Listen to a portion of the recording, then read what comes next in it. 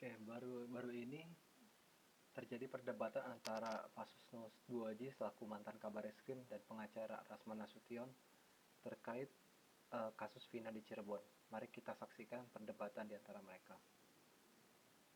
Pak Susno, bagaimana tadi dipertanyakan oleh Pak Rasman terkait dengan CCTV? Tadi dibilang Pak Rasman di flyover tidak ada CCTV. CCTV yang mana Pak Susno yang Anda maksud yang harus dibuka begitu? Iya, betul. CCTV yang terungkap di persidangan kan semua pengacara mengatakan begitu. Yang berhak menjawab ada apa tidak CCTV, kita tunggu jawaban dari Polri. Nah, silakan instansi saya menjelaskan itu, karena itu menjadi debat publik gitu. Kalau saya yang menjelaskan ada apa tidak, saya hanya dari apa yang terangkat. Kalau saya katakan tidak ada, saya mengingkari apa yang dinyatakan di ranah publik. Kalau saya nyatakan tidak ada, mengingkari. Kalau saya nyatakan ada, saya tidak tahu gitu. Jadi Boleh nggak silakan saya bertanya ke Pak Susno? boleh. Bentar, izin sama itu. Bukan. Aku bukan. Pak Rasman ditahan dulu. Pak Susno silakan. Pak Susno silakan diselesaikan dulu. Pak Susno, apakah hukum? Iya. Pak Rasman ditahan dulu. Biarkan. Oke. Izinkan belum? Pak Rasman ditahan dulu. Pak Rasman ditahan dulu. Pak Susno silakan diselesaikan dulu jawabannya. Baru nanti Pak Rasman bisa menjawab. Silakan Pak Susno. Ya. Jadi kita serahkan kepada Humas Polri untuk dijelaskan ada apa tidak, supaya ini tidak menghebohkan. Oke, Pak Rasman silakan. Apa yang ingin Anda tanyakan ke Pak Susno? Saya ingin tanya kepada Pak Susno sebagai mantan Kabar Eskrim. Iya, Kabar Eskrim itu bukan jabatan yang rendah, itu jabatan yang sangat prestij. Oke, Luar apa biasa. masalah? Silakan. Saya tanya, apakah hukum ditegakkan karena kemauan netizen atau karena fakta hukum, Pak? Ya fakta hukum lah dong. Lah, tapi abang bolak-balik bilang tadi netizen, Bang. Saya netizen kacau kita, Bang. Oke. Semua fakta hukum yang terungkap di dalam persidangan. Sekarang mengapa suara netizen harus didengar? Jangan sampai organisasi saya yang membesarkan saya ini Polri dicederai oleh tekanan netizen. Makanya harus dijawab apa yang ditanyakan oleh netizen. Nah, yang berhak menjawab yang benar itu bukan kita yang di forum diskusi ini. Di forum diskusi ini yang paling berwenang Pak Yusuf gitu. Yang lebih berwenang lagi adalah Humas. Nah, kalau kita itu pendapat subjektif pribadi. Nah, tapi saya tolong dijagalah institusi saya Polri itu jangan dicederai dengan informasi-informasi yang liar. Gitu. Monggo Pak Yusuf, silakan host bagaimana? Maaf, saya harus cut dulu di sini. Nah, di sini Rasman terlihat salah menangkap maksud dari Pak Susno ya. Maksud Pak Susno itu bukan berarti polisi itu harus menuruti keinginan netizen, tapi mendengarkan. Nah, selama ini kan netizen banyak meragukan bahwa Peggy Setiawan adalah pelaku utama dari kasus Vina Cirebon. Nah, maksud Pak Susno ini adalah tolong Polri itu melakukan pengusutan yang lebih baik lagi sehingga mendapatkan hasil yang sebenar-benarnya dan seterang-terangnya. Kalau memang Peggy bersalah, berikanlah bukti-bukti yang kuat untuk mendukung bahwa memang Peggy lah pelaku utama. Tapi memang kalau tidak ada bukti yang kuat, ya Peggy harus dilepaskan ya. Bukan berarti Polri itu harus menuruti keinginan netizen. Oke, jadi tapi kalau menurut pandangan saya, Pak Susno masih bisa menyampaikan ini ke Pak Kapolri, ke Propam, ke Biro Wasidik, bahkan ke Kabar Eskrim. Supaya cara mereka menangani, bukan dengan cara berbicara di media, Bang. Abang bolak-balik bilang bahwa tolong jaksa yang menyidangkan saya, Pak Rasman, saya bertanya pada Anda, Pak. Jangan nyimpang dulu. Ya, Pak Rasman, Kalau debat ini tidak baik, saya keluar. Oke, ditahan dulu, Pak Rasman. Yang terhormat. Pak Rasman ditahan dulu. Pak Rasman bisa dengar saya, Pak Rasman? Saya mau tanya. Pak Rasman bisa dengar saya? Saya ingin bertanya begini, Pak Rasman. Mengapa Anda begitu menaruh atensi yang begitu besar dalam kasus ini? Begini, saya kalau boleh jujur, saya sendiri pun banyak mengalami tekanan-tekanan, laporan-laporan yang menurut saya karena tidak berdasar di Polres, di Polda, di Polres, di Mabes, tapi saya lakukan dengan cara-cara bahwa saya melaporkan itu, saya laporkan ke Propam, saya laporkan ke Irwasum, saya laporkan ke Kapolri, Biro Wasidik, dan lainnya, dan itu diproses gitu. Nah, ada pun tentang yang saya sampaikan kepada Pak Susno tadi atau abang saya, sebenarnya Kang Susno, beliau masih bisa nyampaikan ini Oke, ke baik, baik. Pak Kapolri. Oke. Baik, Pak Rasman. Oke. Ditahan dulu, Pak Rasman, ditahan dulu. Saya ingin minta pendapat Oke, kepada Pak gimana? Yusuf yang ada di studio SCTV. Saya jawab. Oh, oke, baik. Saya ingin minta pendapat ke Pak Susno terlebih dahulu ya. Pak Susno, ini tadi disampaikan 2 poin oleh Pak Yusuf terkait yang pertama adalah soal audit investigasi, kemudian yang kedua adalah terkait dengan ketika memang benar CCTV ini tidak ada, lalu apa yang bisa dilakukan berikutnya supaya bisa kasus Vina Eki ini tidak berlarut-larut. Ini kan sudah terlarut 8 tahun begitu, Pak Susno. Seperti apa pendapat Anda? Nah, saya bagus sekali gitu ya, karena Pak Yusuf dari lembaga resmi, yaitu Kompolnas, apa keterangan yang disampaikan, termasuk di forum ini sudah sangat bagus ya, berarti hasil daripada pemantauan Kompolnas bahwa CCTV itu yang diributkan katanya ada di persidangan, dan itu menjadi kegaduhan, itu tidak ada. Yang ada hanya CCTV jarak jauh. Nah, ini bagus sekali kalau dijelaskan oleh Humas Polri, tapi apapun juga penjelasan Pak Yusuf itu sudah mewakili gitu. Jadi bukan penjelasan dari siapa namanya ya, advokatnya Peggy atau advokat siapa kita atau kita yang hadir ini, termasuk saya ini kan sudah rakyat biasa sekarang gitu. Jadi bagus gitu ya, saya sangat senang gitu mendengar itu. Tinggal sekarang ya, kita ini apa sih yang harus kita lakukan? Yang harus kita lakukan adalah keadilan kepada korban.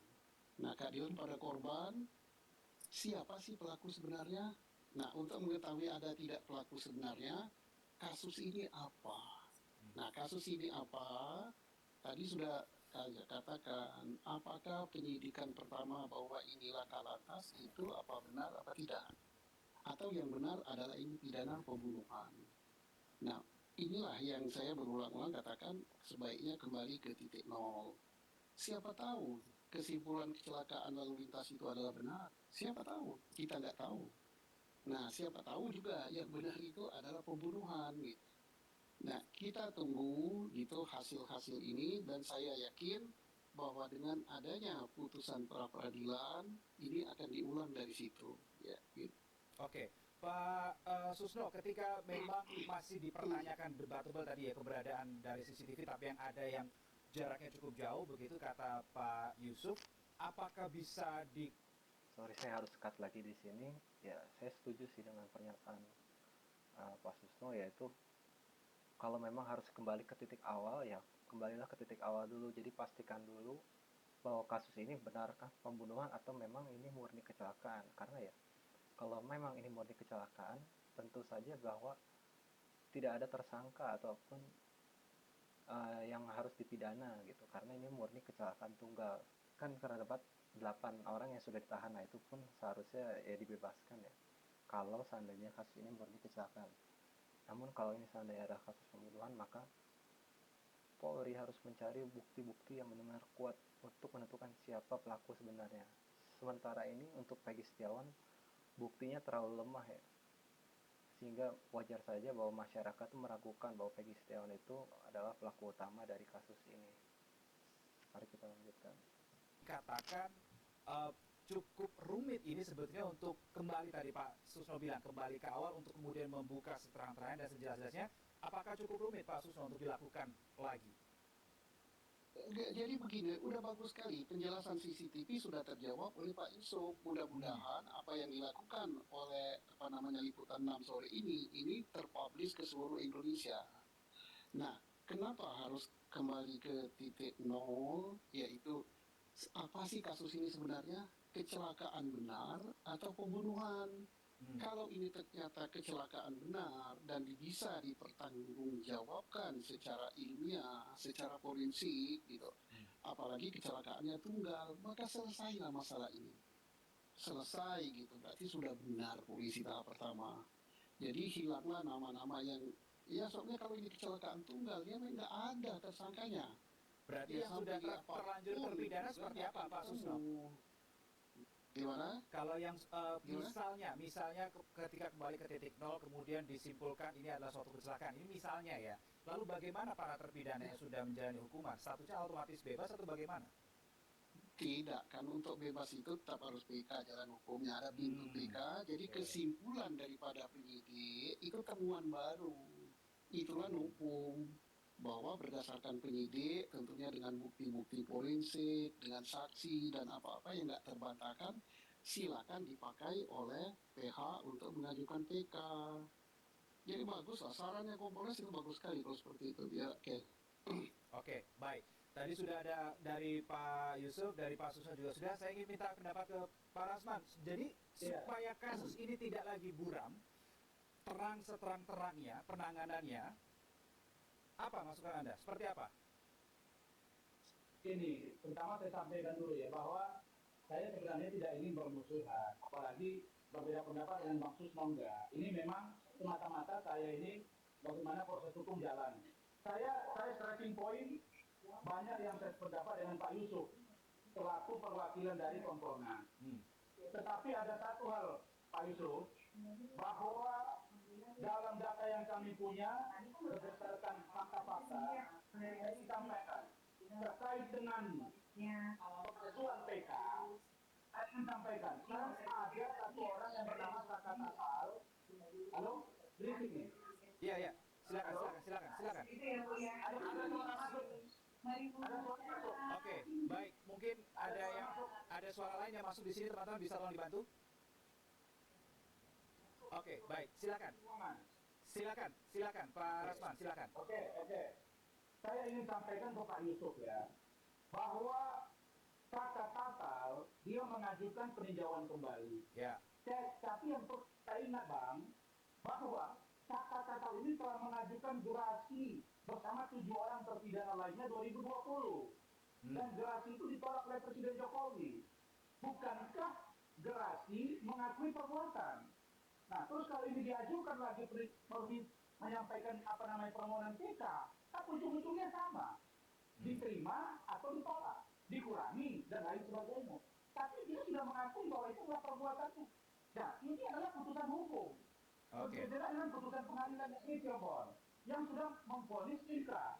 Itu poin satu. Poin yang kedua, ada 5 lagi terpidana yang akan mengajukan PK yang dipimpin oleh DPN Pradi, dipimpin oleh Bang Rudi Panggabean atas putusan dari Bang Oto. Yang saya ingin katakan, kalau mereka mengajukan PK, saya kasih tahu informasinya bahwa 2017 5 orang ini Pak Yusuf atau Bang Yusuf sudah mengajukan pra peradilan 2017 dan pra peradilan itu ditolak gitu.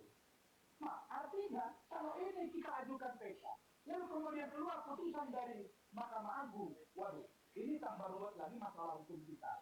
Nah, karena itu saya berharap agar diuji putusan hakim ini.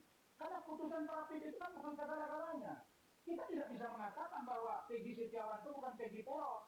Kita nggak bisa bilang bahwa Peggy Setiawan bukan pelakunya. Dia pada administratif kok. Nah, makanya saya dapat informasi pihak Polda Jabar dan ada beberapa orang dari penasihat hukum atau dari praktisi hukum akan memuji putusan ini. Oke, Kenapa? baik. Karena putusan ini menyelesaikan masalah, tapi menambah masalah baru. Bahkan melampaui kewenangannya itu disebut dengan ultra petita. Oke. Dan ada abuse of power Baik. kewenangan yang akan kami lakukan. Oke, baik. Seperti itu pertimbangan hukumnya gitu. Oke, baik. Pak Susno, Anda sebagai mantan kabar eskrim begitu ya. Kalau melihat kondisinya seperti ini, supaya bisa jelas gamblang ke depan. Tadi Anda mengatakan kembali ke titik nol. Pertanyaannya begini, siapa yang harus diperiksa terlebih dahulu untuk bisa mengetahui ini terang secara terang benderang, alat bukti apa yang harus didapatkan atau yang harus didetailkan lagi, dijembrengin lagi, begitulah Pak Susno. Apa yang akan Anda lakukan? Atau masukan ini bisa jadi masukan juga untuk penyidik? Pertama, mungkin sebagian penyidiknya sudah ada yang pensiun ya, karena 8 tahun. Sebaiknya tidak terbuka ke publik, tapi tetap di bawah kendali atau di bawah pantauan dari Kompolnas, pengawas penyidik, gitu dari Mabes ya, dan termasuk juga dari Propam ya. Ditanya benar-benar, dievaluasi benar-benar kasus ini saat ditemukan itu untuk menentukan peristiwanya itu apa sih? Apakah ini pidana atau bukan pidana? Setelah kita sampaikan misalnya oh pidana, nah kalau pidana lanjutkan apa yang didapat oleh hasil daripada Pak Yusuf dalam pemantauan. Karena kalau bukti elektronik itu ada terkait dengan IT dan menohok kepada peristiwa pada satu orang, mau ngaku, mau tidak ngaku, mau apapun, silakan. Karena itu sudah apa tak terbantahkan gitu bukti elektronik. Makanya Pak Kapolri dalam pidatonya menekankan selalu bahwa bukti forensik gitu. Oke. Jadi silakan disidik termasuk, bukan disidik ya, tapi dimintai keterangan. Waktu menentukan ini pidana itu bagaimana sih? Waktu menentukan ini laka lantas itu bagaimana sih? Kemudian barang buktinya itu apa? Dan sebagainya. Dan perlu diperdalam lagi saksi-saksi yang sudah diperiksa dulu untuk proses sidang 2016 yang disidangkan 2017. Kalau ada kekurangan, nggak apa-apa. Karena apa? Meriksa saksi yang dulu tidak dilarang kan. Yang diputuskan pra-peradilan itu kan terkait dengan tersangka Peggy. Tapi untuk tersangka yang lain, untuk saksi yang lain tidak salah itu diperiksa. Nah sekarang bagaimana untuk perlawanan terhadap pra-peradilan? Ya inilah yang namanya hukum. Asiknya hukum itu di sini kan. Tidak ada sesuatu yang sempurna, pasti ada celahnya. Tadi di Kurasman sudah nemukan celahnya, oh di situ di nomor 5 itu katanya ada keanehan, ya silakan. Itulah asiknya hukum ini. Nah, bagi berdebat dan ketemu di situ. Nah, sekarang kalau kita misalnya ya, ini saya sumbang sedikit lah ya, dan saya belum tentu benar ya. Kalau seandainya dibuka lagi misalnya, apakah keputusan penyidikan ini harus dibatalkan gitu nomor 5. Nah, cara batalkannya gimana? Dan praktisi hukum tahu itu caranya gimana. Nah, ini asiknya itu di sini. Kan banyak profesor kita dan ini mungkin temuan-temuan baru yang akan menambah wawasan kita. Termasuk saya yang sudah pensiun ini ingin ditambah wawasan juga. Oh itu. Ada yang berpendapat pra-peradilan tidak bisa dibanding. Ada yang tapi tidak ada yang sesuatu yang hakiki di dunia ini. Sesuatu itu kan pasti ada, yang sempurna itu tidak ada kecuali ciptaan Tuhan gitu. Ya, terima kasih. Ya, kalau dilihat dari perdebatan ini ya, saya lebih setuju ke Pak Susno ya. Di sini Pak Susno benar-benar ingin kasus ini tuh menjadi terang benderang gitu, untuk mencari kebenarannya. Apakah memang ini murni kecelakaan tunggal atau memang pembunuhan? Kalau memang pembunuhan, siapa pelaku utamanya? Itu yang harus dicari. Sementara kalau Rasman ini nggak jelas itu, fokusnya bukan mencari pelaku yang sebenarnya. Saya nggak ngerti maksudnya itu gimana. Ya kita berharap Polri ya bisa menerangkan kasus ini secara baik dan juga dengan bukti-bukti yang kuat sehingga pelaku utama bisa ditangkap dan dihukum secara adil.